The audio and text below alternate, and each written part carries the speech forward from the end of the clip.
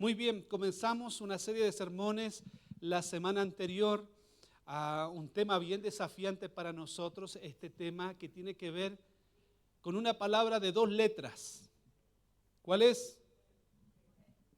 Fe. Muy bien, la fe. Y hablar de la fe implica muchos desafíos, hay muchas cuestiones que se abren. O sea, partimos del hecho de que la mayoría de nosotros pareciera tener claro lo que de la fe se trata.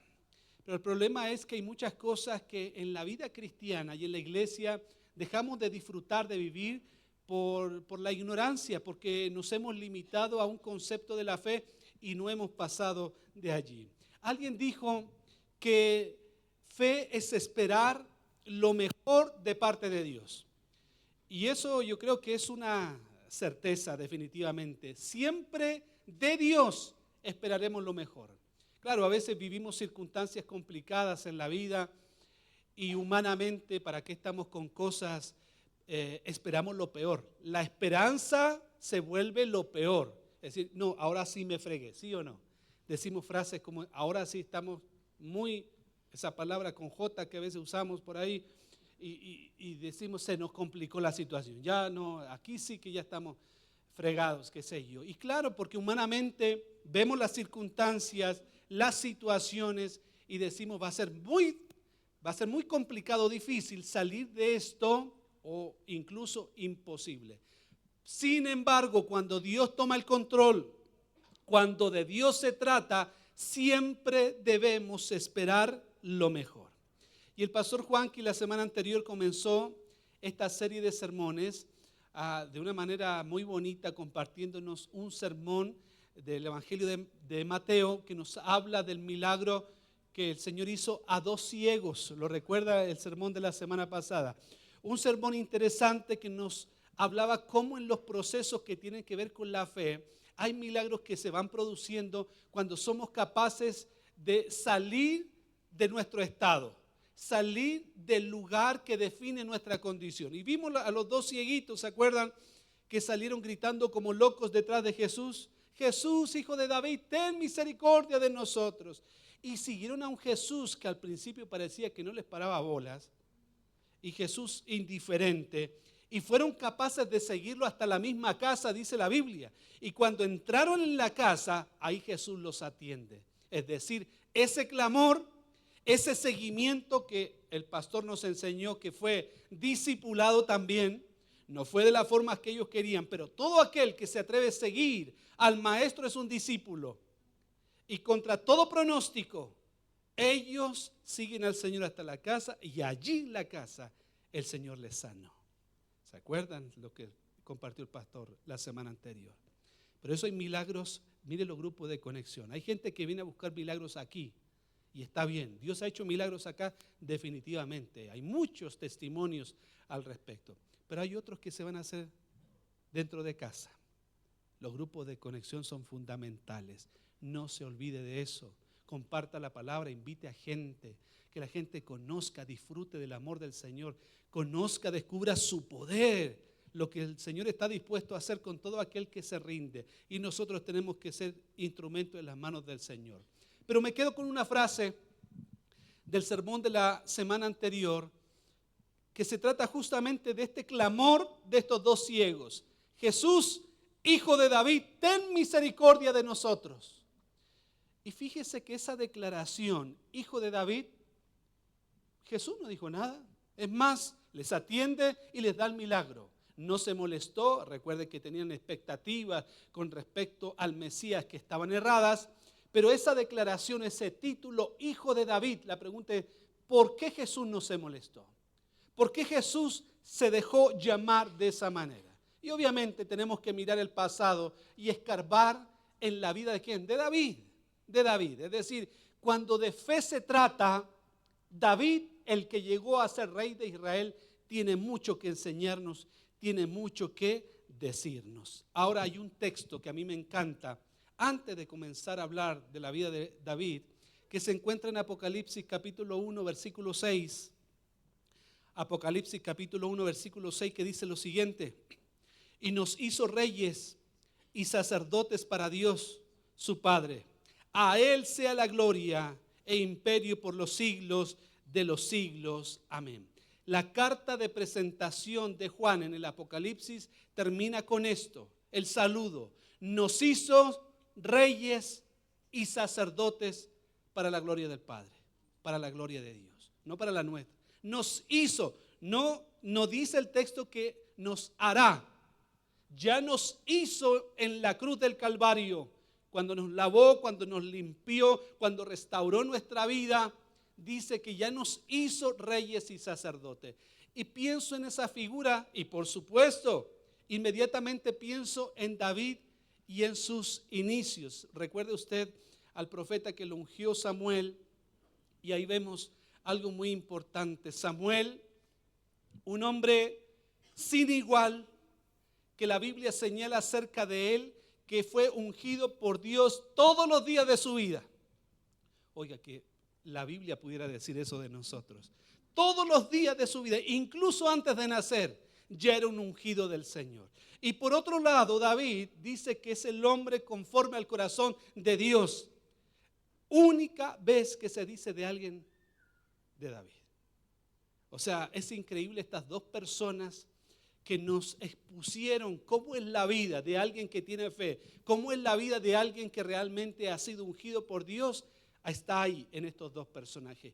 Uno, su oficio dentro del templo, puertas adentro. El otro, puertas afuera. Ambos extendiendo el reino. Ambos dejándose usar por el Señor. Pero en este tiempo, en este contexto, cuando ya no hay templo, porque usted y yo somos templo del Espíritu Santo del Señor, físicamente hablando, ya no hay templo, esta es nuestra casa.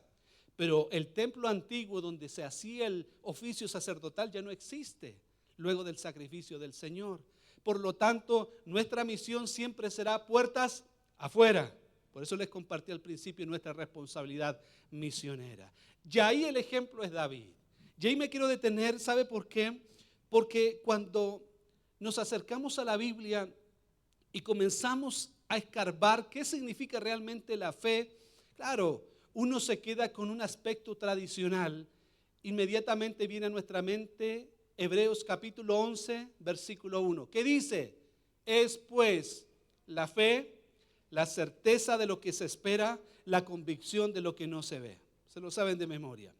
Pero lamentablemente hemos hecho de ese versículo una declaración de fe que a veces es un poco carente, lamentablemente, por las traducciones.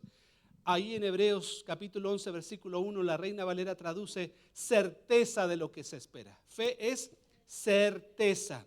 Sin embargo, el texto original griego señala que la fe es la sustancia de lo que se espera. Es la esencia de lo que esperamos. Mire qué interesante. Es la materia prima en el presente de lo que sucederá en un futuro el día de mañana.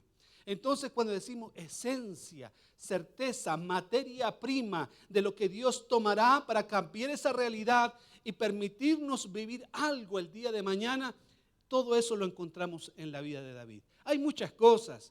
Yo he seleccionado algunas pocas para transmitir este mensaje y quiero que vayamos junto a este recorrido desde el Antiguo Testamento, específicamente cuando David comienza a ser protagonista en la historia de Israel.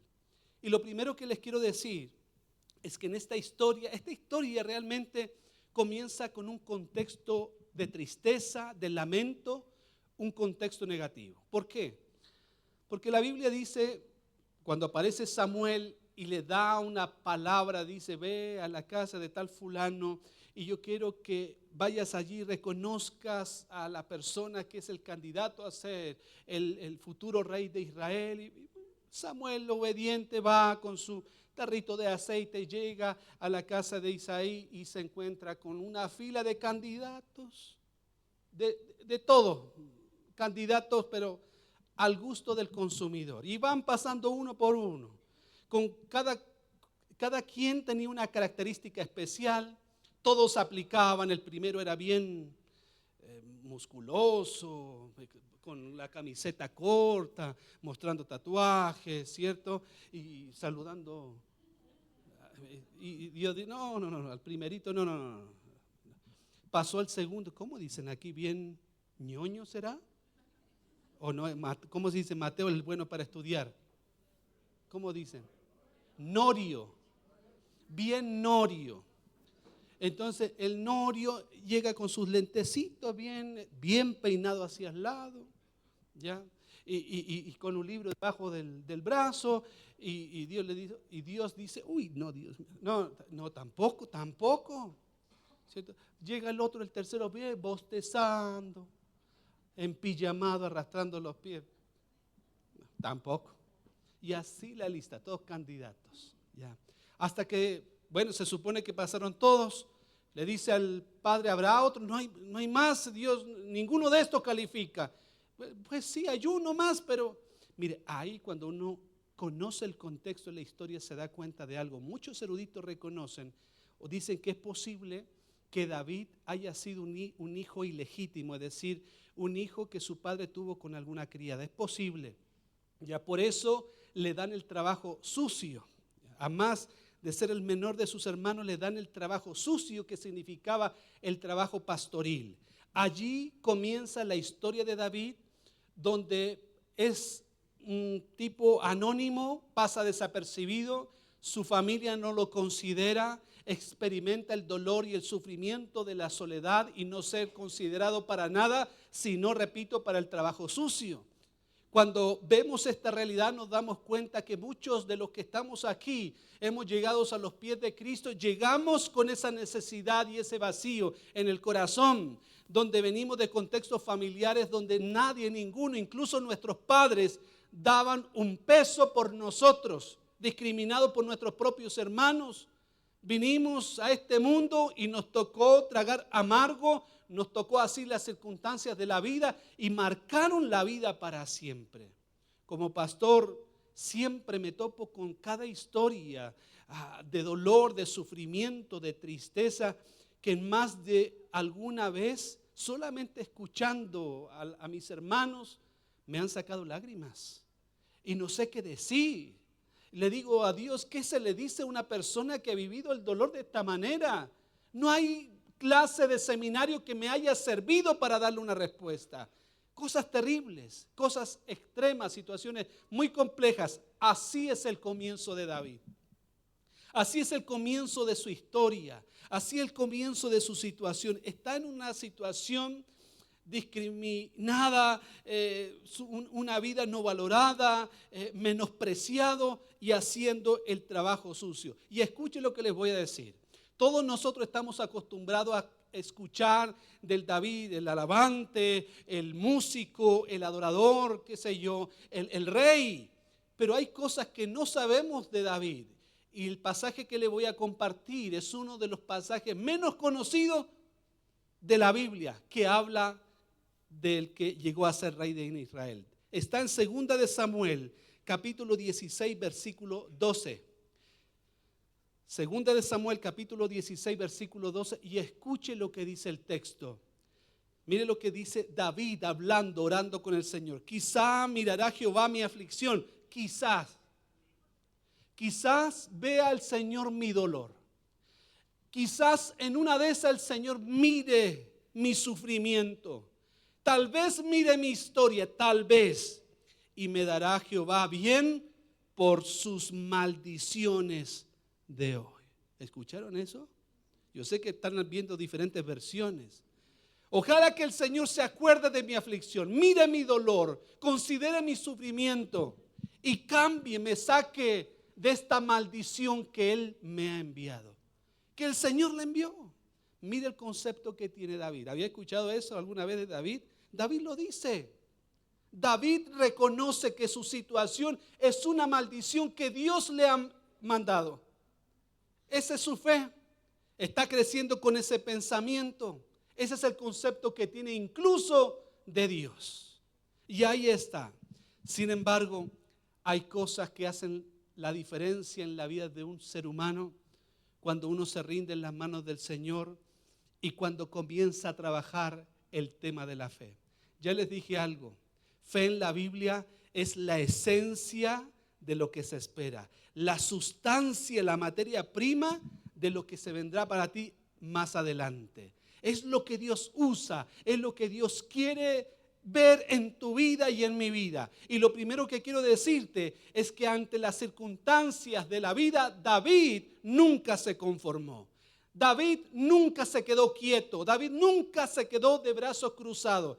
Ese muchacho de muy pequeño aprendió que cuando de fe se trata, cada elemento de su vida servía como trampolín, como materia prima, como esencia, como sustancia para poder vivir otra dimensión el día de mañana.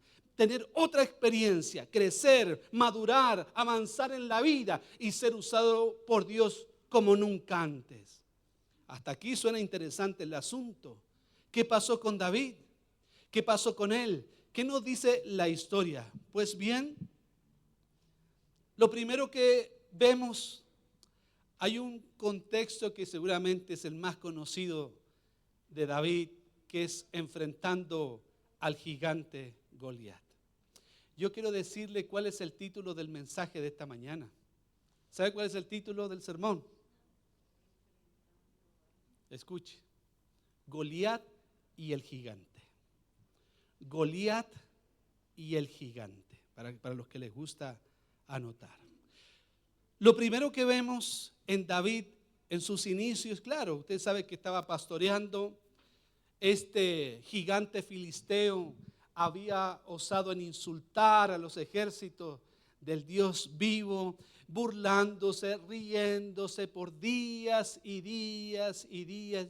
Y el pueblo del Señor decía, amén. Acostumbrado a achicopalados, dicen los colombianos. No se quedaban en ese estado, en esa situación, y decidían, bueno, hasta aquí nos tocó vivir, pues hasta ahí vivimos, topamos el techo, no queda más para nosotros. Hasta que aparece ¿quién? David. Y David ve la situación y él entiende algo. Él entiende que los desafíos de la vida, cuando se levantan gigantes frente a nosotros, son sino oportunidades como trampolín para crecer, oportunidades para graduarnos, para avanzar y comenzar a vivir otras experiencias con Dios. Así lo veía él. Él recordaba siempre su historia, siempre su pasado. Por lo tanto, cada vez que tenía la oportunidad de enfrentar una situación, él lo veía como un gigante, pues lo enfrentaba. ¿Sabe lo que yo creo? Que David, o la situación de David con Goliat, no solamente representa una situación de un momento, sino representan situaciones o todas las experiencias que David tuvo que enfrentar de manera complicada y difícil. Es decir, así como David, usted y yo el día de hoy seguimos enfrentando nuestros propios gigantes, que se manifiestan de una u otra manera, a través de enfermedades que usted ve hacia arriba, situaciones en el área financiera que usted dice, ¿y ahora cómo venzo este gigante en mi vida? Situaciones en el matrimonio, en la familia, con los hijos, que usted no sabe cómo salir de esa situación y uno ve siempre hacia arriba.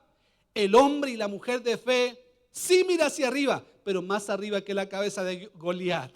Mira el cielo, mira donde Dios se mueve, mira lo más grande y por sobre todas las cosas está ¿quién? Nuestro Señor. Entonces David cuenta la historia que se acerca al rey. Y mire lo que hace David. De las primeras cosas que dice es lo siguiente. Primera de Samuel 17:34 dice lo siguiente. David respondió a Saúl, tu siervo era pastor de ovejas de su padre. Y cuando venía un león o un oso y tomaba algún cordero de la manada, salía yo tras él y lo hería y lo libraba de su boca. Y si se levantaba contra mí, yo le echaba mano de la quijada y lo hería y lo mataba. Fuese león, fuese oso, tu siervo lo mataba, y ese filisteo incircunciso será como uno de ellos, porque ha provocado al ejército del Dios viviente. Añadió David, Jehová que me ha librado de las garras del león y de las garras del oso, él también me librará de la mano de este filisteo. Y dijo Saúl a David, ve y Jehová esté contigo. Dice, este man está loco. ¿Qué le acaba de decir? ¿Sabe cuál fue la carta de presentación de David? ¿Cuál? Yo soy pastor. Esa es la carta. Mire la carta de presentación. Y yo cuido las ovejas de otro, las ovejas de mi padre. ¿Y cuál es, digamos, para qué eres bueno? El currículum. ¿Y para qué eres bueno? Yo soy bueno con las manos. Soy hábil con las manos. Estos son mis talentos.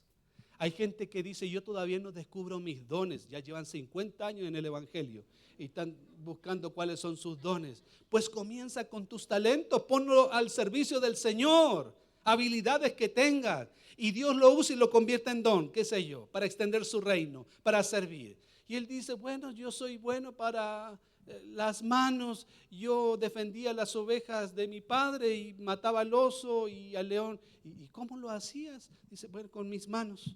Les partía la quijada. Chuta, hermano, tenía unas manotas petizo, chiquito, pero manos grandes, así como...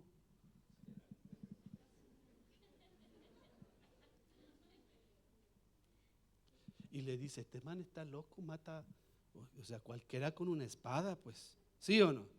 Cualquiera con algo, una lanza, como hacen en el África, una lanza larga, entre 5 o 6, van chuzando y uno defiende al otro, pero solito y con la mano. Este man está loco, es un esquizofrénico. Bueno, Dios se aleja a Saúl y bueno, Dios esté contigo. Oiga, atrevido, osado. Siempre en la cabeza de David vemos que él no tiene los elementos necesarios para poder disfrutar la bendición, para poder asegurar la victoria. Lo único que tiene es la fe, pero de la fe tiene la sustancia y sabe que la sustancia es materia prima para lo que venga más adelante. Pues esto tengo, Señor, y esto lo pongo en tus manos. La fe me empuja, la fe me mueve, la fe nunca es estática, siempre es dinámica, siempre está en constante movimiento. Hay gente que dice, oh, yo soy una persona de fe, yo creo en el Señor. Y uno siempre la ve igual de siempre, nunca han cambiado en la vida cristiana. Ellos piensan que la fe es como un amuleto. Tienen fe como yo tengo guardado mi celular aquí en el bolsillo, la llave de mi carro. Así es la fe para ellos. Eso no sirve de nada espiritualmente hablando si la fe no se mueve, si la fe no madura, si la fe no crece. La fe es sino para que te impulse hacia experiencias nuevas, para que te desafíes tener experiencias distintas a las que has tenido en toda tu historia. Ese es el sentido de la fe. Y así lo entiende David. Así como el Señor me libró y contra todo pronóstico, ni por aquí pensé siquiera, me preparé siquiera. Llegó el momento y me atreví en el nombre del Señor. Y el Señor estuvo conmigo. Lo mismo va a ser el día de hoy de mano este filisteo.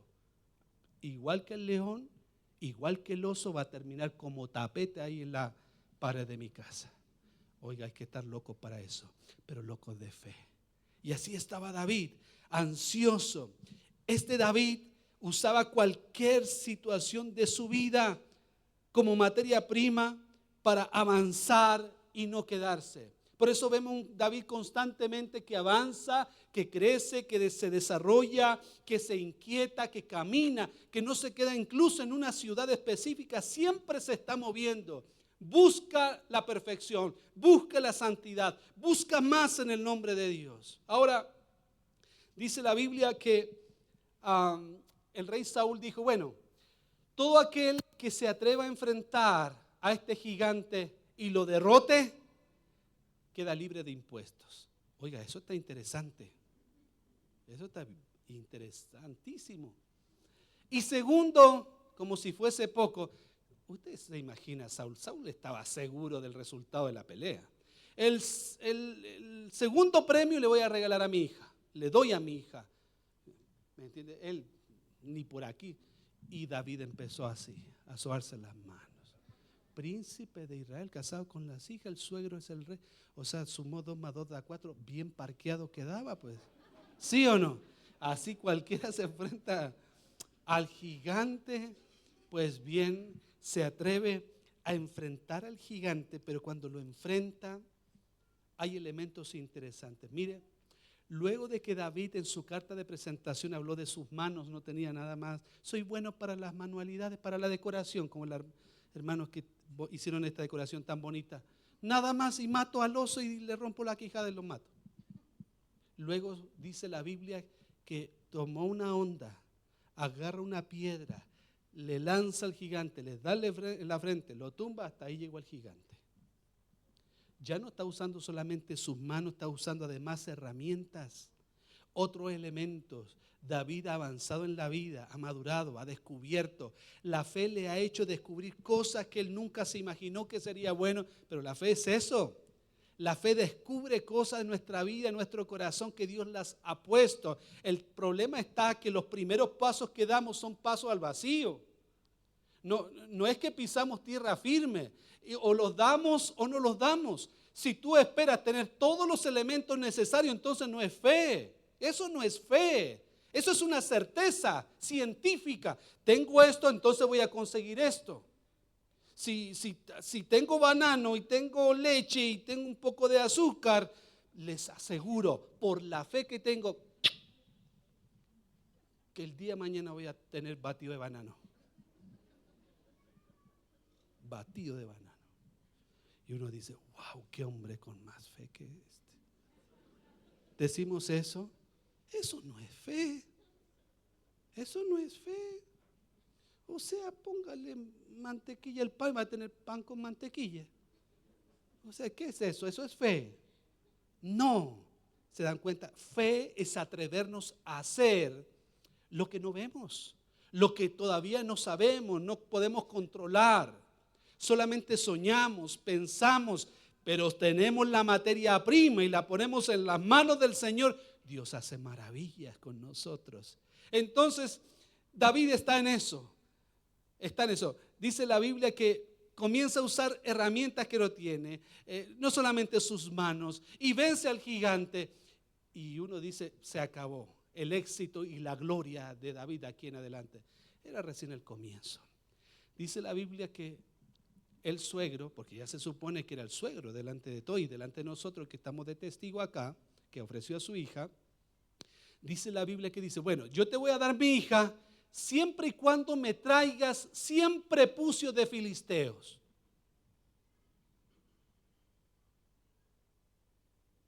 Oiga, ¿y eso qué es? Bueno, si sabemos qué es.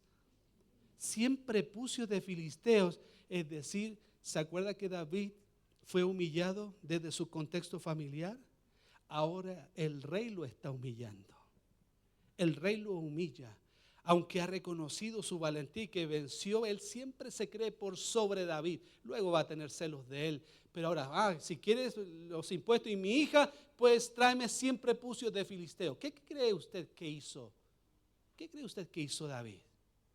¿Decidió volver atrás? Dice, no, con este man no se puede. Me regreso, me quedo solterón. Me quedo así nomás y regreso a pastor de ovejas. Hasta sale más barato. Dice. No hace eso. La Biblia dice que otra vez está frente a otro gigante, la humillación del rey. Y David usa eso como trampolín para una experiencia mayor, para una experiencia nueva, para una experiencia distinta. Y no le dice no, ¿sabe lo que hace? Dice la Biblia que se va al campo filisteo y no le trae 100 prepucios, sino 200 prepucios de filisteo. Ahí llegó con su fundita y digo con su mochila, bueno, con una maleta, un costal, mejor dicho, y ahí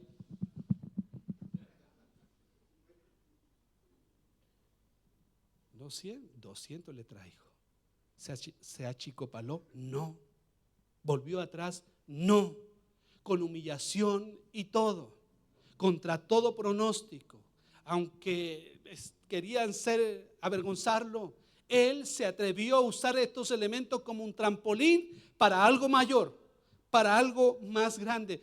Yo escucho a la gente a veces que se queda en una fe del pasado, una fe estática. Yo lo he dicho en algunas ocasiones. Esta foto me saqué con el presidente. Y uno lo primero va a la casa y esta me saqué con el presidente. Antes de cualquier cosa, ya está con el futbolista, con el negrito, mira que aparezco ahí, hace 20 años atrás. Esa es su carta de presentación.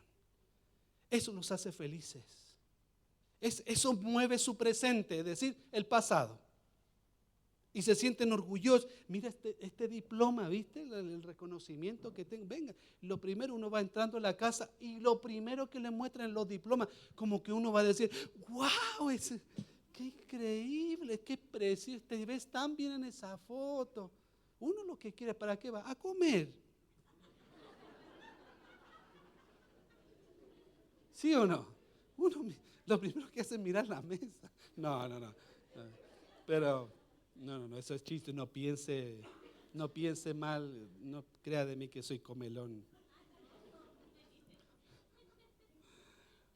Pero la gente se queda con eso. Yo creo que necesitamos, si de fotos se trata, sacarnos fotos en nuestro presente con el necesitado, con el borracho del barrio, con el drogadicto, con el que no conoce a Cristo, el que no ha experimentado el amor, el que no ha experimentado el poder del Señor, el desahuciado, el matrimonio hecho pedazos. Allí queremos diplomas, allí necesitamos fotografía, allí necesitamos hacer presencia.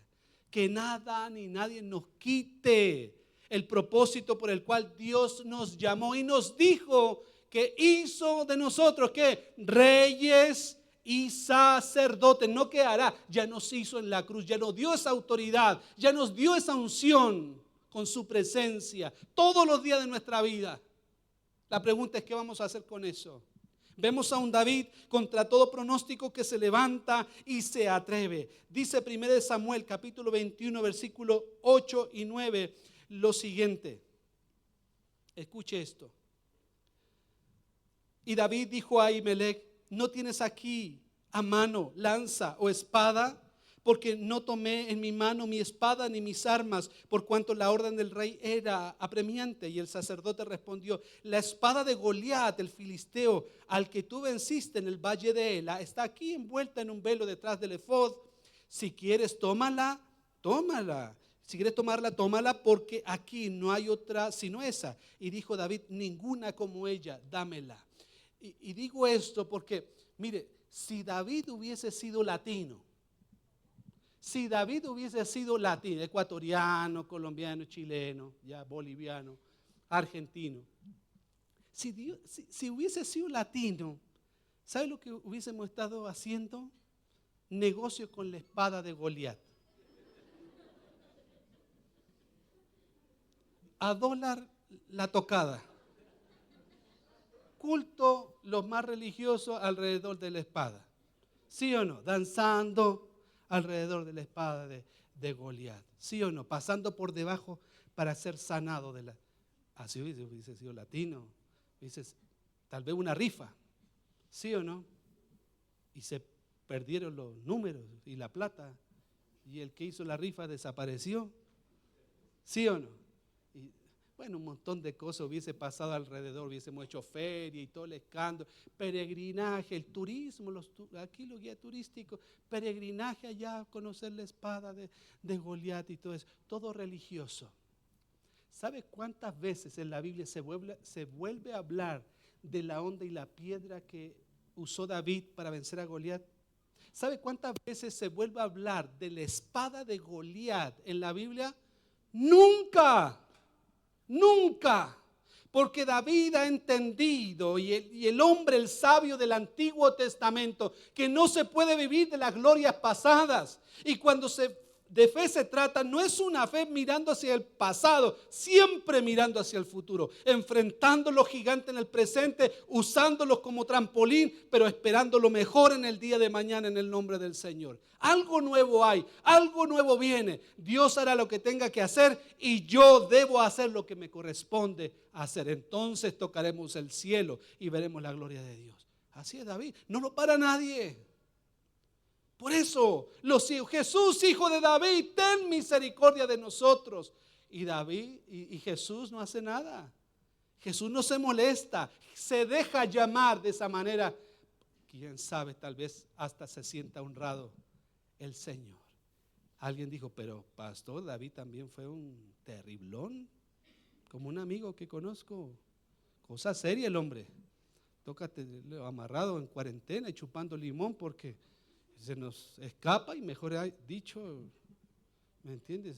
Se va uno y llegan tres. Sí sucede, pero David, dice la Biblia que fue el hombre conforme al corazón de Dios. Aunque se equivocó, reconoció su pecado y cambió. Y cambió y se atrevió a levantarse y ser mucho más de lo que fue antes.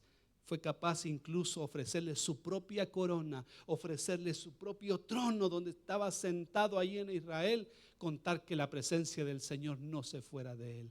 Eso es lo que hace un hombre de fe. Entiende que la fe solamente es el principio, es la llave que abre las puertas y que todo lo demás le pertenece y depende del Señor. Allí está él. Y dice la Biblia que David, luego que vive esa humillación con el tema de los prepucios, ay, él no sabía qué hacer, cómo hago, cómo me organizo, los llamo por orden alfabético, hagan una fila para circuncidarlos, no sabía qué hacer, una humillación. Luego dice que Saúl tiene celos y comienza a perseguirlo para matarlo. Llega a la famosa cueva de Adulam y dice la Biblia que con él, que se identificaron con su situación, con esa persecución, llegaron a la cueva de Adulam como 400 personas, afligidos, endeudados y con amargura de espíritu. ¿Escucharon eso? Afligidos, endeudados y con amargura de espíritu. Igual que ustedes. De Prati, Etafayo, Banco del Pichincha, que el Pacífico, mejor ni le hago acuerdo porque se van a desviar del mensaje. ¿Ya? Entonces, la Biblia dice que llegan a la cueva de Adulam escondidos y cualquiera hubiese dicho, ya muchachos, vámonos a otro país, pues, vámonos, ya no hay más que hacer aquí, en persecución, lo único que nos faltaba es que nos maten. Tanta desgracia, tienes un mentiroso, ofreció la hija y no, así no se puede.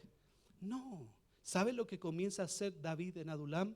Enseñarle lo que él ha aprendido, contarle sus experiencias, aquella experiencia cuando Dios estuvo con él, lo libró del oso, del león, cuando lo venció al gigante, que sé yo, todas las historias que tenían a Dios como protagonista, fue lo único que usó del pasado para transmitir ánimo, aliento. Entonces, ¿qué sucede? Esas 400 personas afligidas, endeudadas y con amargura de espíritu, luego la Biblia dice que se convirtieron en los valientes de David, que eran guerreros, que era un verdadero batallón. Dice la Biblia que se construyeron historias y leyendas alrededor de estos hombres, los 400 valientes de David. Leyendas, historias únicas. Tipos que se les quedaba la mano pegada a la espada matando filisteos a lo loco. Imagínense usted. Eso es lo que hacía David cada vez que alguna circunstancia de su vida se levantaba como un gigante. ¿Qué hacía? Pues lo tumbaba y se subía arriba de él, y eso le ayudaba a crecer, a avanzar, escalar en la vida. Hay un texto interesante en la Biblia que está en Primera de Crónicas, capítulo 12, versículo 22, que dice lo siguiente. Escuche esto. Porque entonces todos los días venía ayuda a David hasta hacerse un gran ejército. Todos los días venía gente de todo el mundo a David para unirse a su ejército, como el ejército, dice, de Dios. Esto es increíble. Yo me pongo a pensar en todo lo que David transmitía, todo lo que David comunicaba. Porque un amargado, ¿quién quiere estar al lado de un amargado? De uno que es negativo. No, ya no se puede. No vamos a salir de esta. Yo recuerdo que en el seminario yo trabajaba, me acuerdo en los fines de semana, si les he contado esto, trabajaba, mi esposa era mi jefa, de hecho, poco me pagaba, pero bueno. Pero trabajábamos ahí limpiando copitas, ordenando las mesas, los cuchillos, qué sé yo, los manteles, sirviendo los platos de la comida, retirando, qué sé yo, un montón de cosas. Y había un compañero que trabajaba conmigo de tiempo en tiempo, un colombiano que ahora es pastor aquí en la costa. Estoy a punto de decir el nombre, pero me la estoy aguantando. Qué compadre más negativo. No, ya no vamos a alcanzar. Mira la hora. No, no vamos a alcanzar, vamos a quedar a medias. No, mejor ordenemos porque ya, ¿qué más hacemos? Oiga, eso fue como el Cotopaxi, tin, tin, tin, subiendo. Yo avanzaba lo más rápido. No, decía, ya mismo viene, ya están saliendo, creo, ya están saliendo del evento, ya mismo llegan a comer. Oiga, no teníamos nada, ni siquiera los manteles puestos.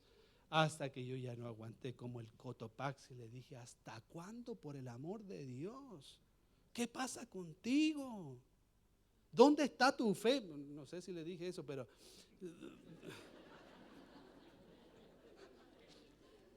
Bueno, me estaba formando. Usted entenderá que me estaba formando como pastor. Se me estaba formando recién, entonces estaba deformado todavía. Entonces, claro, pero me sacó de quicio y lo puse en su lugar porque era demasiado. Yo le dije, ¿quién se va a querer casar contigo por el amor? Le dije un montón de cosas, como profeta, le profeticé el futuro.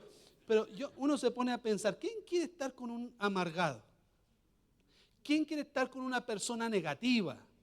Que dice, no, mañana no frega, no, mañana va a llover, no, mañana el granizo se cae el techo. ¿Quién quiere estar con alguien así? Y usted se imagina la gente que esté viniendo de diferentes partes del mundo para sumarse al ejército de David, el ejército de Dios, siendo David un negativo, siendo David un amargado. No, la amargura quedó atrás en Adulam. Las deudas quedaron atrás en Adulam. La amargura de espíritu quedó atrás en Adulam. La aflicción, todo lo malo quedó en Adulam, quedó atrás. Ahora nos enfocamos en lo que viene, en lo que está delante. Lo conocemos, no lo sabemos, pero sabemos que si viene de parte del Señor va a ser algo grande y precioso. Dejemos que Dios tenga el control, decía David. Dejemos cuánta fe tenemos. No, yo tengo media libra, y un cuarto de libra, yo 1 kilo. Pues sumemos todo y pongámoslo a los pies de Cristo juntos. Y eso es algo que hizo David. ¿Saben lo que hizo en sus procesos? Primero enfrentó los gigantes solos, pero después se dio cuenta que hay cosas en la vida que solo no se puede enfrentar. Y en Adulam comienza a formar un grupo de personas, formó ministerio así como nosotros.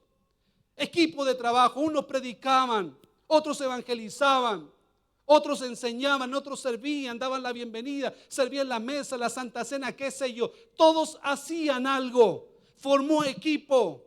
Se dio cuenta que habían cosas que juntos podíamos lograr. El principio siempre ha estado de la iglesia. Escuchen esto. Y después David dijo algo, lo siguiente: llegará el día en que yo no esté. Y cuando yo no esté, ¿qué va a pasar con lo que Dios ha hecho en nuestra vida? ¿Qué pasará con el propósito? Y por eso David tampoco se conformó con un grupo pequeño. Dice la Biblia que sus seguidores llegaron a ser miles. Incluso su ejército de los más íntimos llegó a ser de 600 personas. Todos eran guerreros únicos que nunca antes habían contado en la historia de Israel. 600. Y llegaron a ser, según los historiadores, un verdadero imperio en el año 1000 antes de Cristo.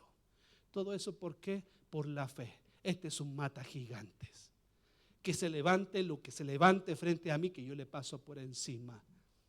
Yo no me quedo, yo no me rindo. Yo soy de los que creo y los que avanzo.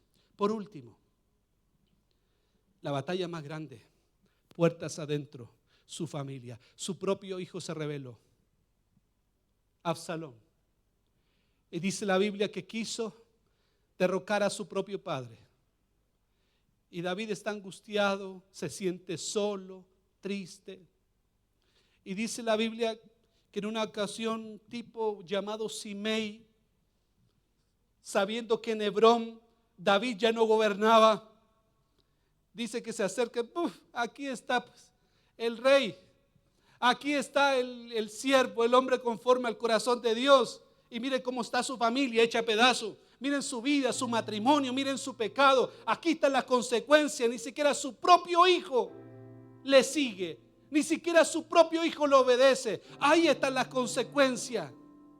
Y David, con la cabeza agachada, tragando amargo, dice la Biblia que pasaron los años y lamentablemente sucede algo. Su hijo fallece. Circunstancias tristes, por supuesto. David lo lloró por semanas, meses, tal vez años, dicen los historiadores. Y los salmos es el resultado de todo eso. Y cuando Absalón muere, David quiere recuperar Hebrón, porque solamente le falta Hebrón para convertirse en el rey de Israel.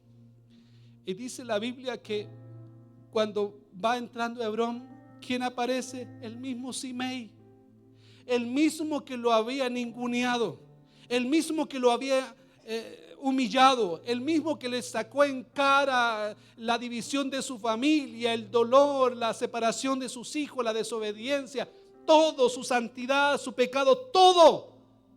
Y ahora Simei viene y dice: ¡Ah! Llegó el rey. Oh, rey, ¿cómo está usted? Usted se merece la gloria, usted es el mejor hombre de Israel, no hay ninguno como usted, este lugar le pertenece, aquí estamos para servir. Sí conoce gente así usted, me imagino. Seguramente le dan ganas de hacer lo mismo que uno de los valientes de David. Señor, deme la oportunidad y yo le arranco la cabeza. ¿Sabe lo que hizo David? Se levantó un gigante ese día y él lo venció con la paz. Con la paz. No, la venganza del Señor no nos pertenece. Este es el último gigante que tuvo que enfrentar. No nos pertenece. Que Dios haga lo suyo. Nosotros tenemos que hacer lo que nos corresponde hacer. Perdonémosle la vida. Démosle una nueva oportunidad. ¿Usted entiende por qué Jesús se atreve a que lo llamen hijo de David? Y no dijo nada por esto. David, sin lugar a dudas, era un hombre sin igual.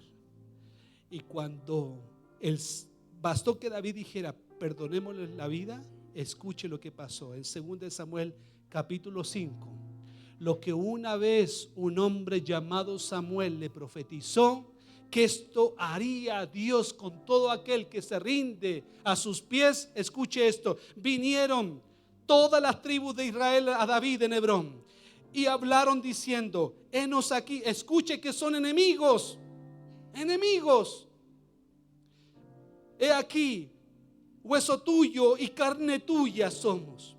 Y aún antes de ahora, cuando Saúl reinaba sobre nosotros, eras tú quien sacabas a Israel a la guerra y lo volvías a traer. Además, Jehová te ha dicho: tú apacentarás a mi pueblo Israel y tú serás príncipe sobre Israel.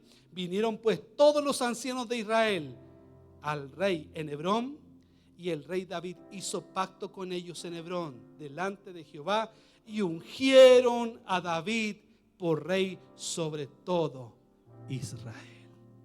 La palabra de Dios se cumple porque se cumple cuando usamos la fe y dejamos que la fe sea la que nos impulse, nos mueva y nos atrevamos a vivir experiencias que nunca antes hemos tenido. Yo no sé cuántas personas de fe hay aquí en esta mañana. Seguramente hay diferentes tipos de fe. Seguramente hay muchas personas que dicen: yo, Julio, soy una persona de fe, pero una fe que se quedó estática, que hace rato se quedó estancada. Que déjeme decirle algo, que la palabra del Señor puede obrar en tu vida si le abres el corazón al Señor, para cambiarte para siempre, para impulsarte, salir de tu condición y usarte como nunca antes, superando tus pensamientos, tu imaginación. Lo que creas que Dios puede hacer a través de ti es mucho más grande. Y es más, te quiero decir algo.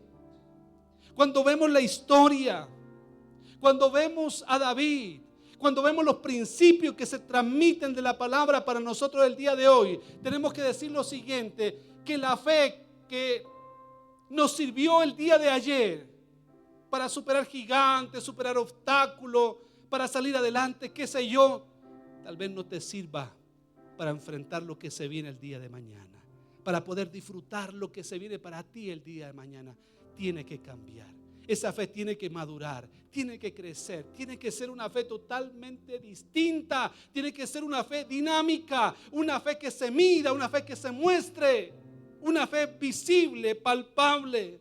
Por eso me atrevo a decir, en el nombre del Señor, que el gigante de la historia,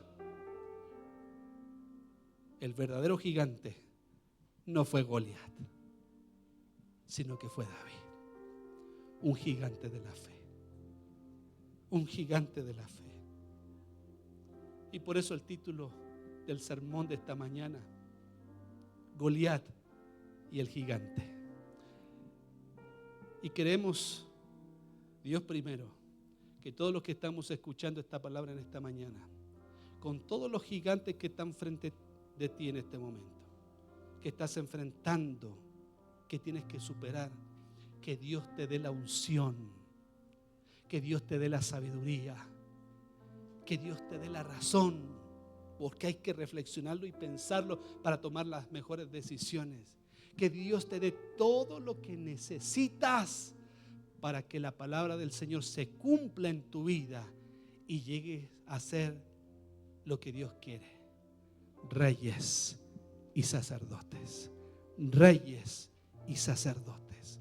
Reyes y sacerdotes. Los que quieren quedarse estancados con su fe de siempre, quédense sentados. El resto, póngase en pie. Vamos a orar. Bueno, con algunas excepciones, por supuesto, si no se puede levantar.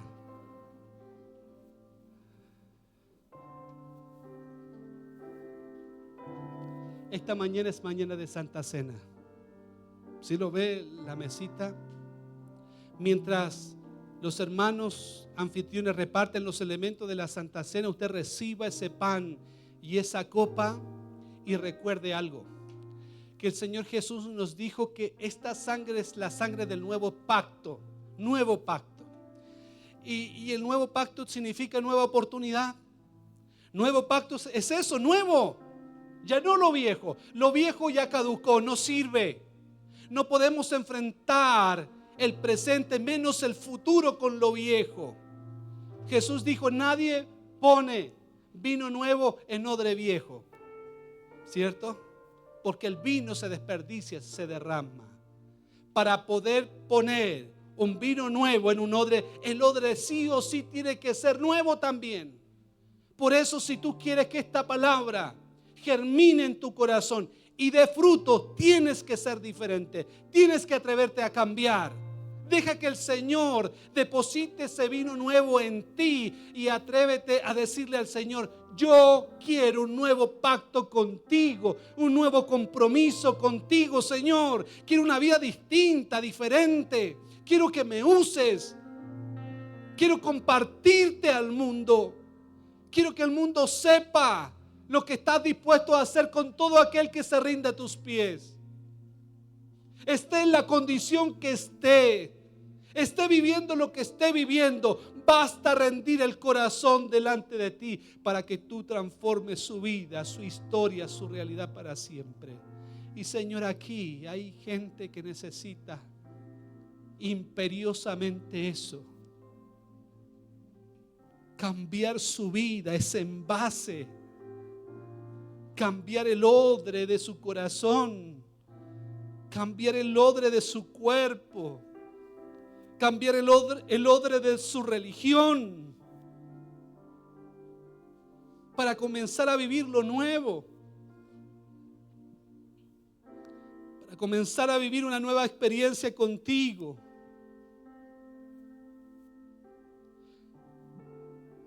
Para descubrir algo que tal vez en algún momento escuchó o alguien le contó, pero ahora lo está viviendo de forma personal, íntima. Señor, aquí está un grupo de tus hijos, reconociendo tu grandeza. Sí, nuestros Goliat pueden ser grandes, Nuestros Goliat pueden ser enormes. Una crisis familiar, una situación financiera, un problema de salud. Pero más grande eres tú. Más grande eres tú. Y hoy me quiero rendir delante de ti, Señor, para ser grande en el reino de los cielos también. La Biblia dice que todo aquel que se humillare será enaltecido. Por eso nos humillamos delante de ti, reconociendo nuestro pecado, nuestra incredulidad, una fe conformista, una fe pasiva, una fe pesimista, una fe negativa, una fe que no puede ver más allá de lo que muestran nuestros ojos. Pero la verdadera fe, Señor, esa fe que se vuelve materia prima, esa fe que es esencia, esa fe de la cual habla el libro de Hebreos capítulo 11 versículo 1, después la fe, la certeza, la seguridad, la tengo porque ya estoy haciendo algo en mi presente. Ya comencé a mover esa fe en mi presente, comencé a amasarla, comencé a trabajarla para que el día de mañana pueda gozar y disfrutar aquello que tú quieres que vivamos como hijos, como pueblo, como iglesia. Señor, te honramos en esta mañana. Permítenos disfrutar eso que tu palabra nos muestra, nos enseña y nos desafía. No tenemos duda alguna que lo mejor está por venir, siempre y cuando comencemos a movernos en nuestro presente. Y estamos dispuestos. Por eso queremos participar de esta Santa Cena. Al participar del cuerpo y de la sangre, Señor, que sea el impulso que cada uno necesita para decir: esta es el principio de mi nueva vida en el Señor. Yo lo creo, Señor, que así sea. Lo hacemos en tu nombre, Señor Jesús. Participemos del pan y de la copa, por favor.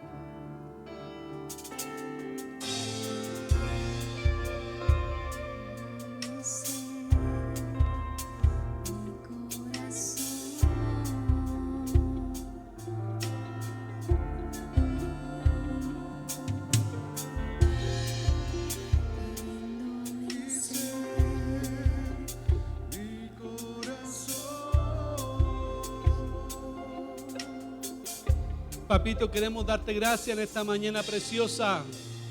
Gracias, Jesús. ¿Cuántos se suman a mí para darle gracias a Jesús el día de hoy? Gracias. Gracias, Padre, por tu amor. Gracias por tu presencia.